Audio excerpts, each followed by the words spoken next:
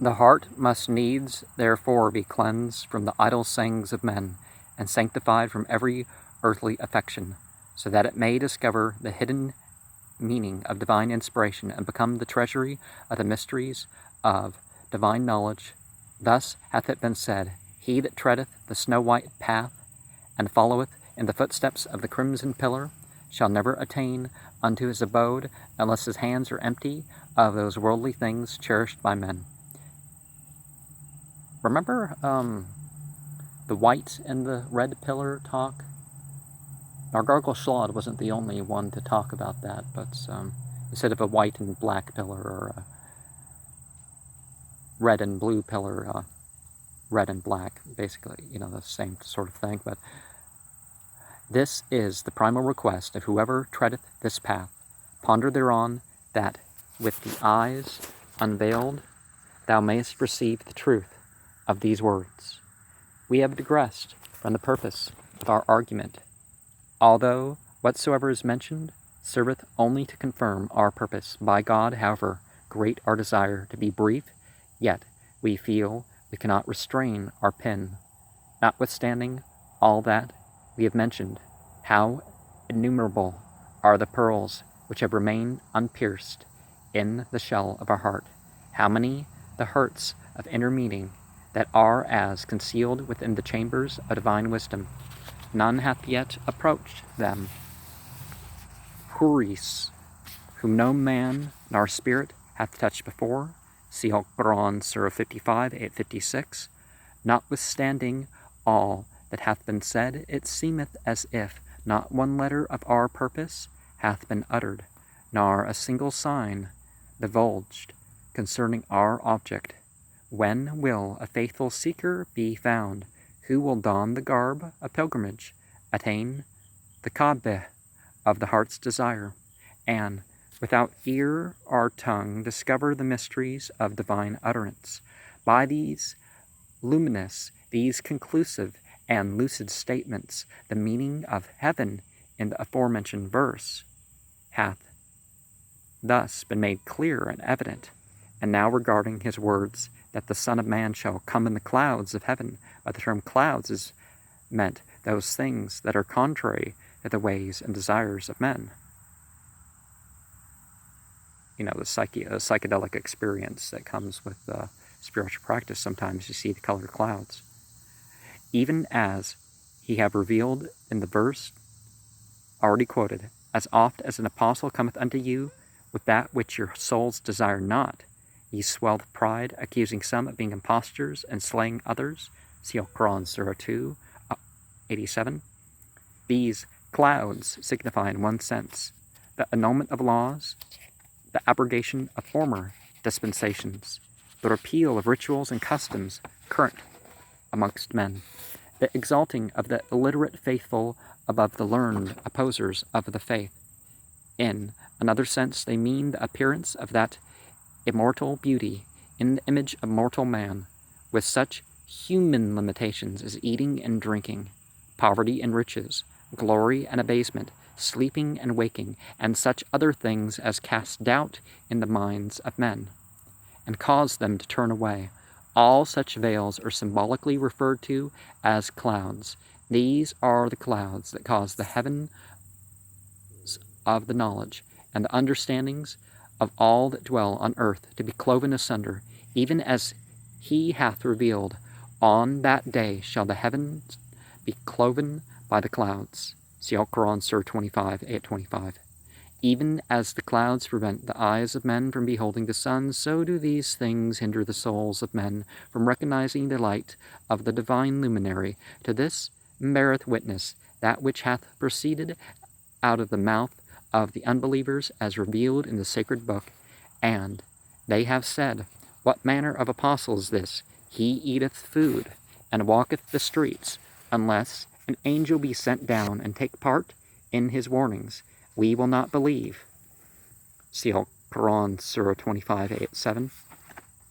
Other prophets, similarly, have been subject to poverty and afflictions, to hunger, and to the ills and chances of this world. Well, if there's particularly the exemplar prophets, shouldn't they be something that the common folk should be able to follow? Not somebody with some big old fancy ritual where you have to have gold and jewels and exotic spices, and you have to have the connections to have the substances brought to you and all that stuff that you hear in some rituals.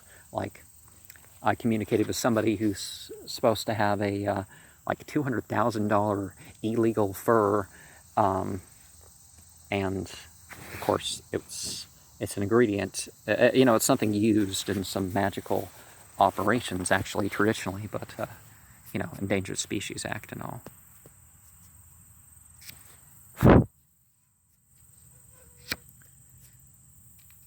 As these holy persons were subject to such needs and wants, the people were consequently lost in the wilds of misgivings and doubts, and were afflicted with bewilderment and perplexity.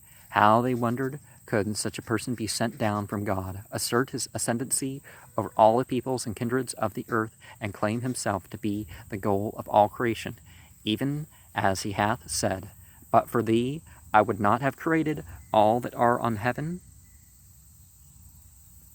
and on earth, and yet be subject to such trivial things." You must undoubtedly have been informed of the tribulations, the poverty, the ills, and the degradation that have befallen every prophet of God and his companions. You must have heard how the heads of their followers were sent as presents unto different cities, how grievously they were hindered from that whereunto they were commanded. Each and every one of them fell a prey to the hands of the enemies of his cause, and had to suffer and whatsoever they decreed.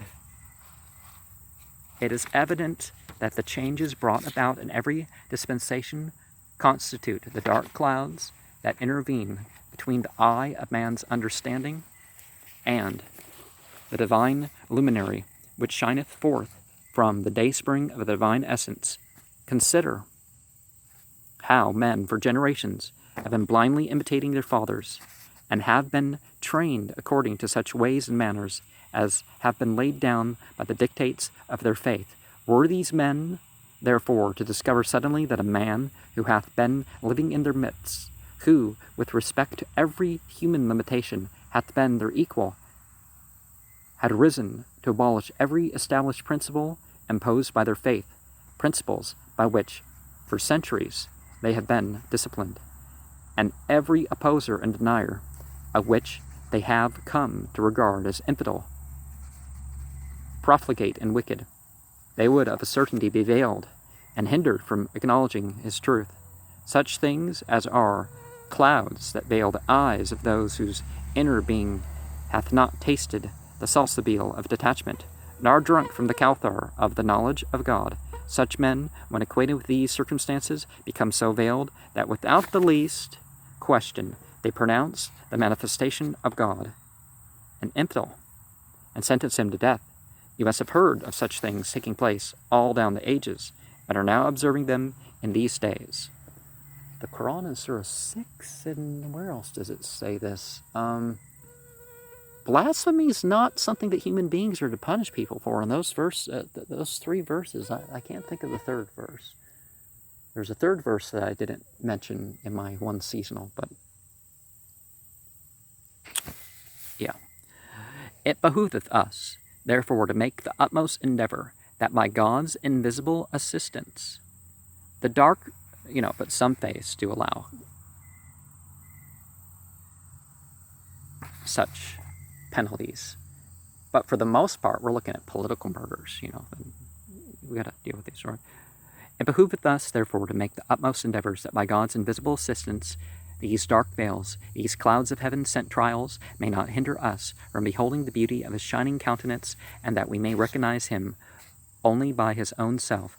And should we ask for a testimony of his truth, we should content ourselves with one, and only one, that thereby we may attain unto him who is the fountainhead of infinite grace, and in whose presence all the world's abundance fadeth into nothingness, that we may cease to cavil at him every day, and to cleave unto our own idle fancy. Gracious God, notwithstanding the warning which, in marvelously symbolic language and subtle allusions, hath been uttered in days past, and which was intended to awaken the peoples of the world and to prevent them from being deprived of their share of the billowing ocean of God's grace. Yet such things as have already been witnessed have come to pass. Reference to these things hath also been made in the Quran as witnessed by this verse. What can such expect but that God should come down to them overshadowed with clouds? See Al-Quran, Surah 210.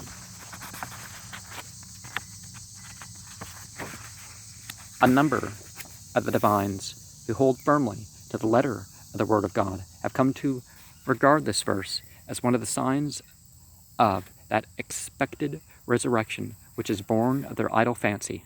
This notwithstanding that fact that similar references have been made in most of the heavenly books and have been recorded in all the passages connected with the signs of the coming manifestation. Well,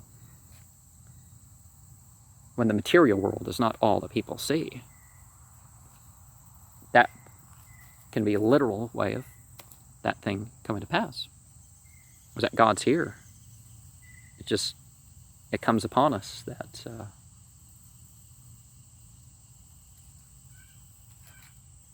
we see the psychedelic and the spiritual worlds without veiling. Likewise, he saith, on the day when the heaven shall give out a palpable smoke, which shall enshroud mankind, this will be an afflictive torment. Are people not aware of volcanoes and meteors, what they can do to this planet? See Al-Quran, Surah 44, Ayat 10. The All-Glorious hath decreed these very things, that are contrary to the desires of the wicked men, to be the touchstone and standard whereby he proveth his servants, that the just may be known from the wicked, and the faithful distinguished from the infidel. The symbolic term smoke denotes grave dissensions, abrogation and demolition of recognized standards, and the utter destruction of their narrow-minded exponents. What smoke more dense and overpowering than the one which hath now enshrouded all peoples of the world, which hath become a torment unto them, from which they hopelessly fail to deliver themselves, however much they strive. So fierce is this fire of self burning within them, that at every moment they seem to be afflicted with fresh torments.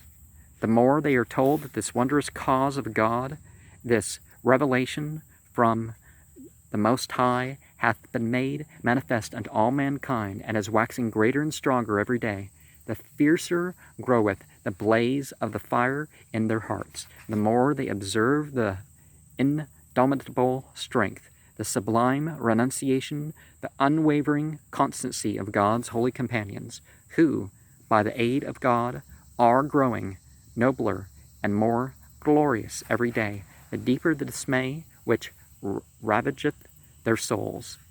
In these days, praise be to God, the power of his word hath obtained such an ascendancy over men that they dare breathe no word. Were they to encounter one of the companions of God, who, if he could, would freely and joyously offer up 10,000 lives as a sacrifice for his beloved, so great would be their fear that they forthwith would profess their faith in him, whilst privily they would vilify and execrate his name, even as he hath revealed. And when they meet you, they say, we believe. But when they are apart, they bite their fingers' ends at you out of wrath, and say, die in your wrath. God truly knoweth the very recesses of your breasts. See Al-Quran, Surah 3:119. Ere long thine eyes will behold the standards of divine power unfurled throughout all regions, and the signs of his triumphant might and sovereignty manifest in every land. As most of the divines have failed to apprehend the meaning of these verses and have not grasped the significance of the day of resurrection, they therefore have foolishly interpreted these verses according to their idle and faulty conception. The one true God is my witness. Little perception is required to enable them to gather from the symbolic language of these two verses all that we have proposed to propound, and thus to attain, through the grace of the all-merciful, the resplendent morn of certitude. Such are the strains of celestial melody which the immortal bird of heaven, warbling upon the Sadra of Baha,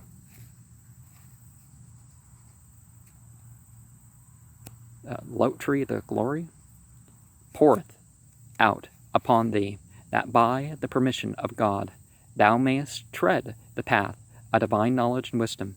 And now, concerning his words, and he shall send his angels, by angels is meant those who, reinforced by his power of the Spirit, have consumed with the fire of the love of God all human traits and limitations, and have clothed themselves with the attributes of the most exalted beings and of the cherubim. That holy man, Sadiq, in his eulogy of the cherubim, Jafar, the sixth Shia Imam, saith, "There standeth a company of our fellow Shias behind the throne. Diverse and manifold are the interpretations of the words behind the throne.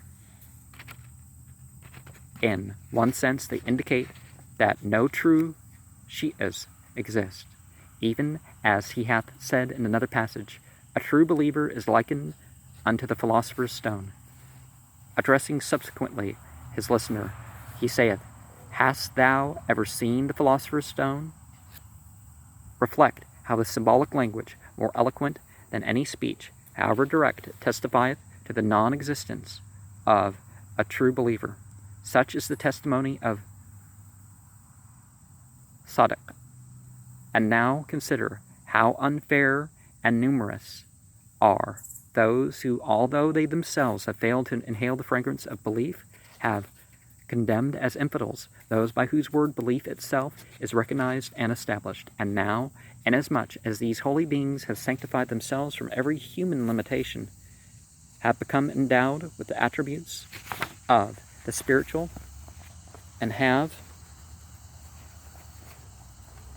been adorned with the noble traits of the blessed. They, therefore, have been destined as angels. Such is the meaning of these verses, every word of which hath been expounded by the aid of the most lucid text, the most convincing arguments, and the best established evidences. As adherents of Jesus have never understood the hidden meaning of these words, and as the signs which they and the leaders of their faith have expected have failed to appear, they that therefore refuse to acknowledge, even until now, the truth of those manifestations of holiness that have, since the days of Jesus, been made manifest. They have thus deprived themselves of the outpourings of God's holy grace and of the wonders of his divine utterance. Such is their low estate in this, the day of resurrection. They have even failed to perceive that, were the signs of the manifestation of God in every age to appear in the visible realm in accordance with the text of established traditions, none could possibly deny or turn away, nor would the blessed be distinguished from the miserable, and the transgressor from the God-fearing, judged fairly. Were the prophecies recorded in the gospel to be literally fulfilled, were Jesus, son of Mary, accompanied by angels to descend from the visible heaven out of the clouds, who would dare to disbelieve? Who would dare to reject the truth and wax disdainfully? Well, who's to say they weren't accompanied? Just not in a way that the profane were able to witness. Nay, such consternation would immediately seize all the dwellers of the earth, that no soul would feel able to utter a word, much less to reject or accept the truth. It was owing to their misunderstanding of these truths that many a Christian divine hath objected to Muhammad, and voiced his protest in such words, "If thou art in truth the promised prophet, why then art thou not accompanied by those angels, are sacred books foretold, and which must needs descend with the promised beauty to assist him in his revelation and act as warners unto his people.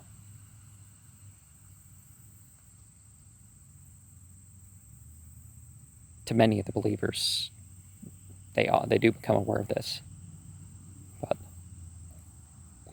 even as the All-Glorious hath recorded their statement, why hath not an angel been sent down to him, so that he should have been a warner with him?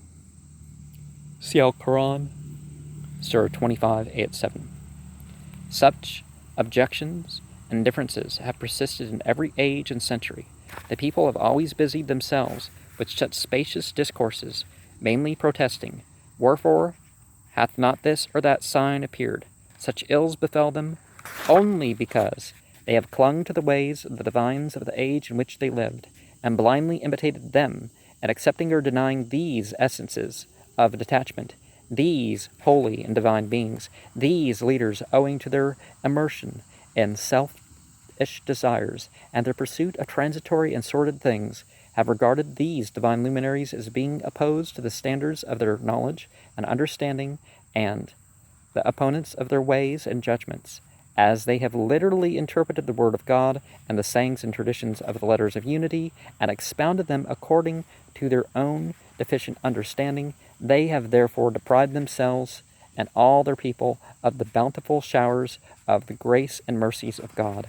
And yet they bear witness to this well-known tradition: verily our word is abstruse, bewilderingly abstruse. In another instance, it is said, our cause is sorely trying, highly perplexing. None can bear it except a favorite of heaven, our inspired prophet, are he whose faith God hath tested. These leaders of religion admit that none of these three specified conditions is applicable to them. The first two conditions are manifestly beyond their reach.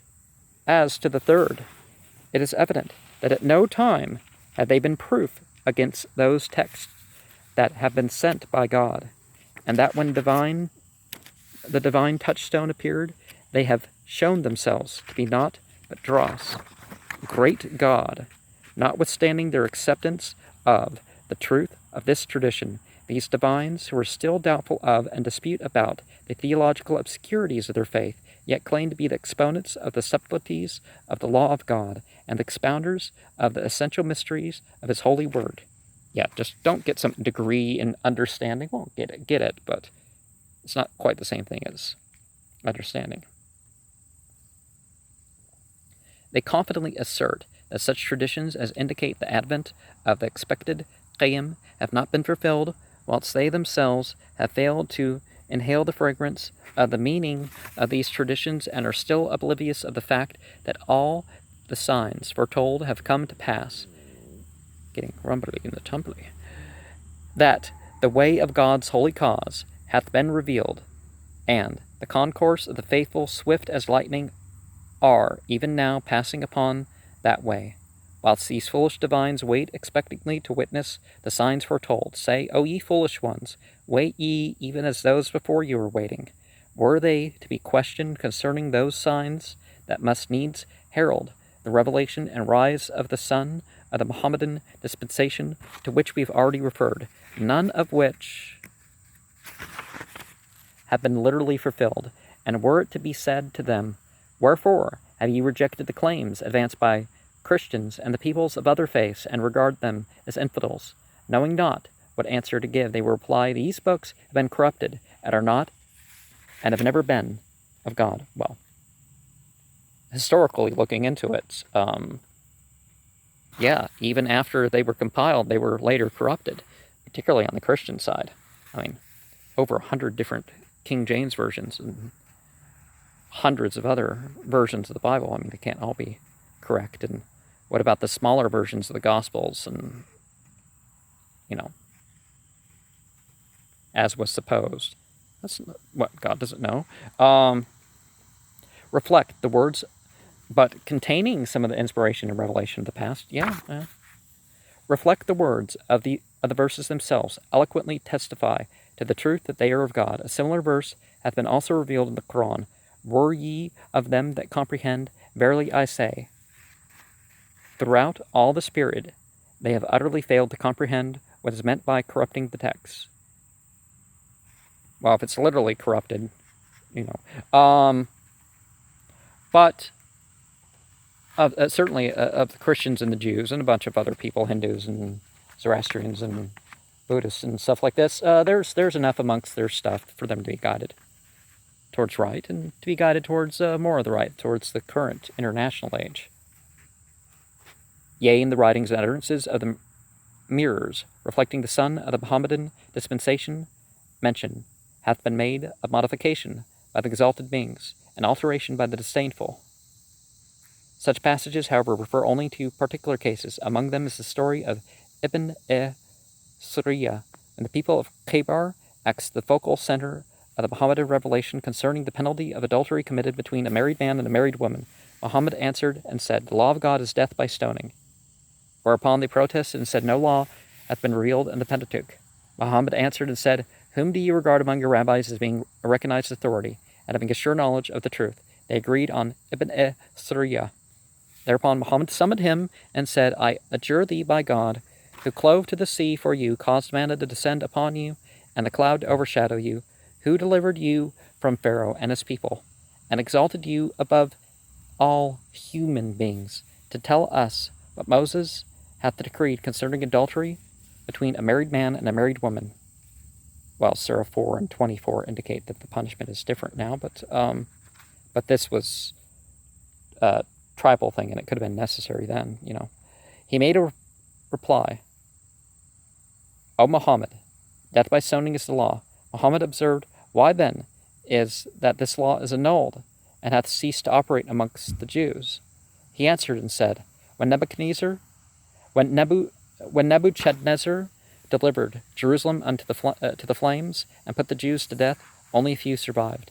The divines of that age, considering the extremely limited number of the Jews and the multitude of the Amalekites, took counsel together and came to the conclusion that they were to enforce the law of the Pentateuch.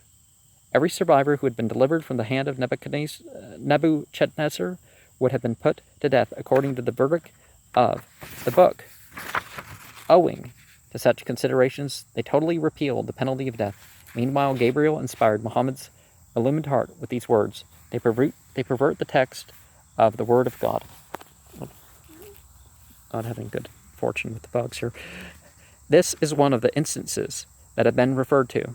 Verily, by perverting the text is not meant that which these foolish and abject souls have fancied, even as some maintain that Jewish and Christian divines have effaced from the book such verses as extol and magnify the countenance of Muhammad, and instead therefore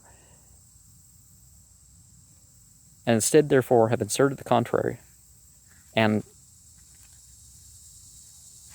hits some of the context of things. That's true, but there has been a lot of changes. If you look at the different manuscripts, how can this be denied?